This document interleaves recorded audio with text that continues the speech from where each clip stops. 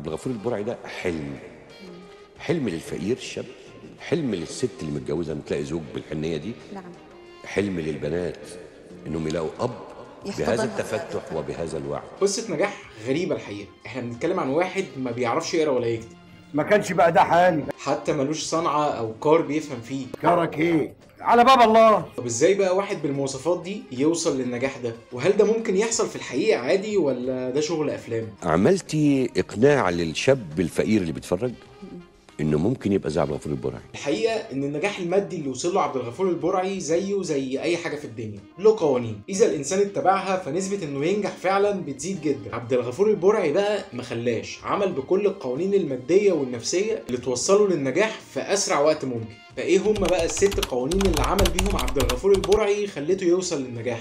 أول وأهم قانون فيهم هو أن ليس للإنسان إلا ما سعى، وزي ما قال له فهيم أفندي في بداية معرفته بيه إنه من أول ما شافه اتوسم فيه حاجتين: النباهة والطموح. طب النباهة وفهمتها، لكن اسمه ايه التاني اللي انت قلته دلوقتي ده؟ مش فاهم. رحلة السعي بدأها عبد الغفور البرعي من أول حلقة. بيوصل من بلده للقاهرة عشان يطلب يشتغل في شغل حتى لو مش في الكار بتاعه، لكن من أول لحظة وهو عنده استعداد إنه يتعلم. الله الله الله الله، يسلم فمك يا حاج، الكلام طالع من بقك زي الحجة. وبيستحمل إهانات محفوظ ابن المعلم سردينة وشيطنة الرئيس مرسي اللي بتوصل للأذية علشان عنده حلم عايز يوصله. طول الوقت بتشعر إنه راضي بكل مليم بيكسبه، لكن في نفس الوقت هو مش عاجبه الحالة بتاعته وعايز يبقى أحسن. انك تبقى مش عاجبك الحاله بتاعتك وعايز تبقى احسن. انا بالظبط اللي انت قلته ده. وبالتالي هو بيحاول يتعلم كل كلمة من معلمه، ويستغل كل موقف بيحصل عشان يتعلم منه حاجة. وجود مثل أعلى لعبد الغفور خلى عنده بوصلة في حياته يوجهه للصح وينصحه وقت ما يحتاج، خصوصا لما يعرف من معلم سردينة إنه جابها من تحت وإنه في يوم من الأيام كان صبي زيه. اشتغلت عتال على عربية أنا. وده طبعا حفز عبد الغفور اكتر، اولا انه يقدر في يوم من الايام يبقى زي معلمه، وثانيا انه بالنسبه له ابراهيم سردينة اهل ذكر لانه عدى بكل الظروف اللي عبد الغفور عدى بيها، بالتالي هو افضل واحد ممكن يدله على الطريق الصح. اوعى تبص وراك. عدم المؤاخذة، كل كلمة بتطلع من حنكك بتخش هنا اهو ما تطلعش تاني ابدا.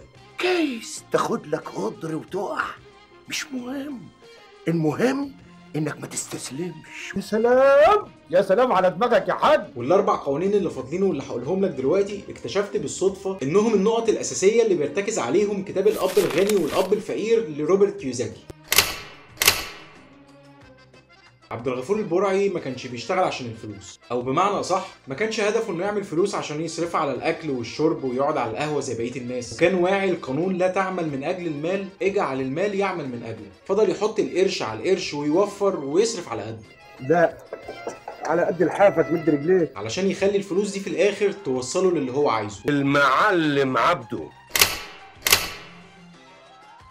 وزي ما قلت لك عبد الغفور كان طول الوقت عايز يتعلم شويه من ابراهيم سردينة او فهيم افندي او حتى من سريح الربابيكي. وفي مره بيحكي له فهيم افندي قصه معلم في الوكاله بدا حياته انه بيلم عقاب السجاير واي حاجه بيلاقيها ويبيع منها اللي ينفع يتباع. ما تعرفش ازاي فهم ان اي حاجه بيرميها البني ادم بتلزم بني ادم. وحكايه من هنا على نصيحه من هنا، بيفهم عبد الغفور لعبه الفلوس وان الاستثمار وسيله مهمه جدا في بناء الثروات، وفعلا بيبتدي يستثمر الفلوس القليله اللي عملها في انه يجيب بيها خرده ويبيعها يوم اجازته.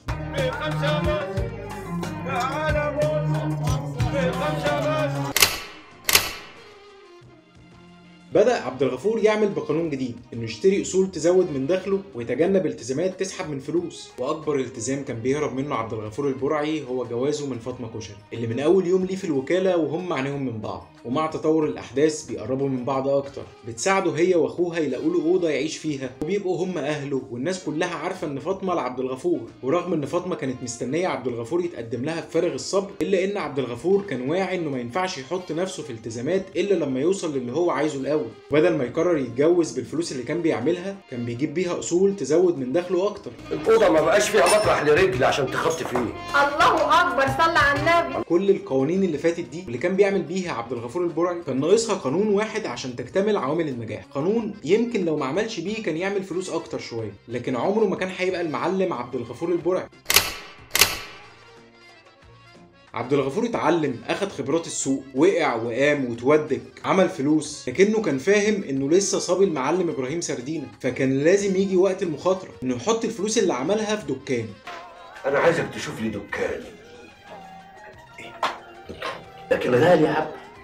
وانا سداد يا فهيم افندي.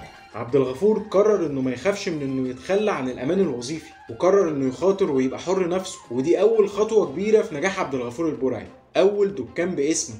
تتجوزي عبده وصبي الحاج ابراهيم سردينة، ولا تتجوزي المعلم عبد الغفور البرعي؟ كل اللي اتكلمنا فيه ده هو اول 10 حلقات من القصه، اما بعد كده في عوامل تانية وقوانين اكتر زادت وحافظت على نجاحه، طريقه تعامله مع بناته ومراته، وخلافاته مع ابن المعلم سردينة وازاي كان بيتعامل معاها. فلو حابين نعمل حلقه تانية للجزء التاني من المسلسل قولوا لي في التعليقات، واعمل لايك عشان الفيديو يتشاف.